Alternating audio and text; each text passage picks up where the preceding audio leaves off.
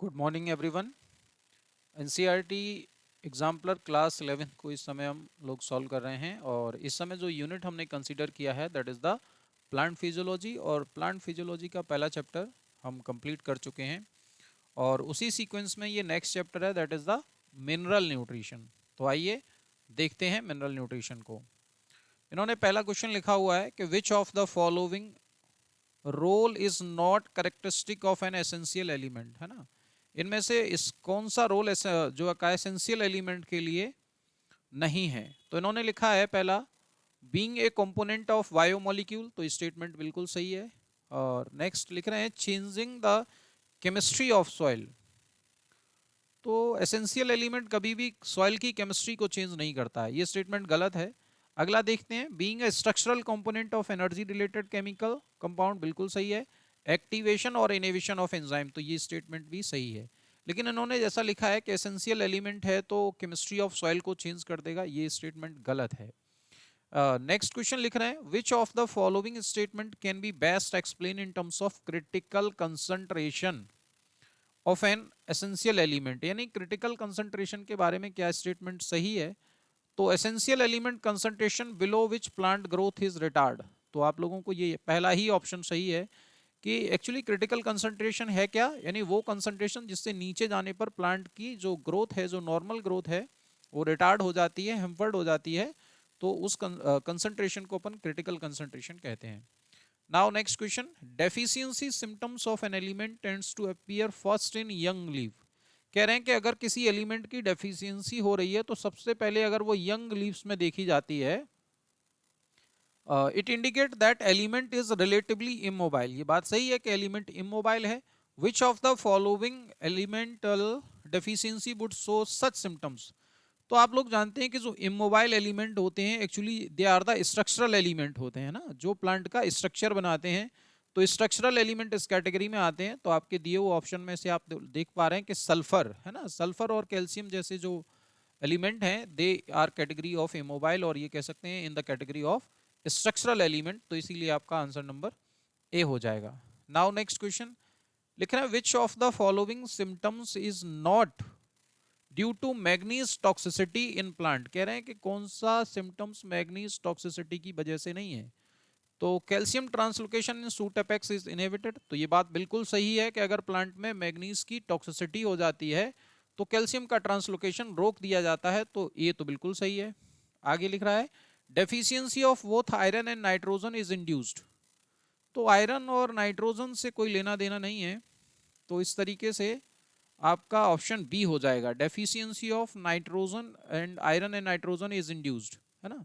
Appearance of brown spot surrounded by chlorotic when, तो ये बिल्कुल सही है, इसीलिए ऑप्शन आपका बी ठीक हो जाएगा। नाउ नेक्स्ट क्वेश्चन लिख रहे हैं reaction carried out bye N2 fixing microbes include. तो ये आप लोगों के सामने नाइट्रोजन फिक्सेशन की दो रिएक्शन दे रखी हैं।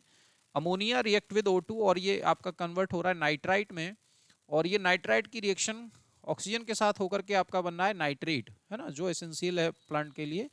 आगे लिख रहे हैं which of the statement about these equation is not true. कौन सा स्टेटमेंट सही नहीं है। तो पहला लिख रहे हैं कि step is carried out by Nitromonas और नाइट्रोकोकस, तो स्टेटमेंट सही है ना। Step second is carried by Nitrobacter, तो ये बात भी सही है, यानी नाइट्राइट से नाइट्रेट नाइट्रोबैक्टर ही करता है।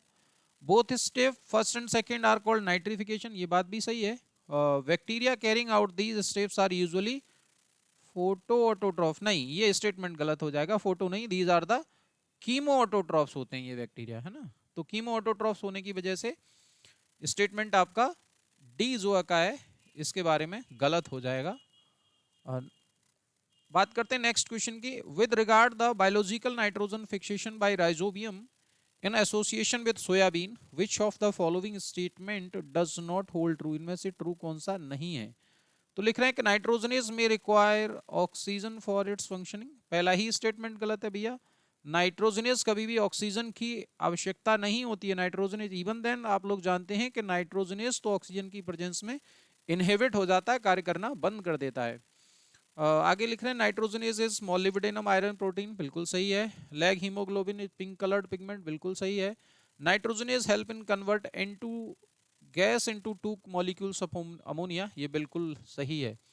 इसीलिए आपका 6 का आंसर नंबर ए हो जाएगा। Now next question, match the element with its associated function, role of the choose correct element. तो इन्होंने लिखा है बोरोन के बारे में आप लोग जानते हैं कि बोरोन क्या करती है, पोलन जर्मिनेशन में, जो पोलन ग्रेन्स है उनके जर्मिनेशन में मदद करती है।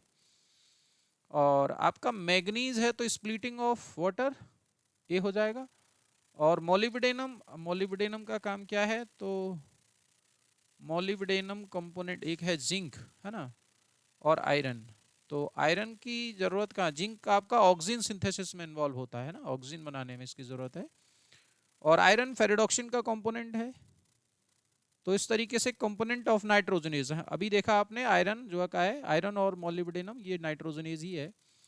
तो इस तरीके से आपका ए का हो जाएगा फोर्थ, ए का फोर्थ, एक ही ऑप्शन ऐसा है यानी बी।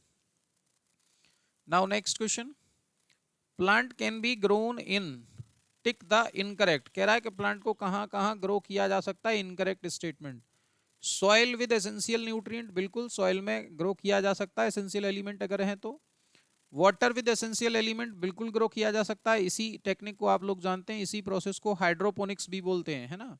हाइड्रोपोनिक्स क्या है, वाटर के अंदर, यानी जिसे आप सॉइललेस कल्चर कहते हैं, लेकिन शर्त यह है कि वहां पर एसेंशियल न्यूट्रिएंट होने चाहिए।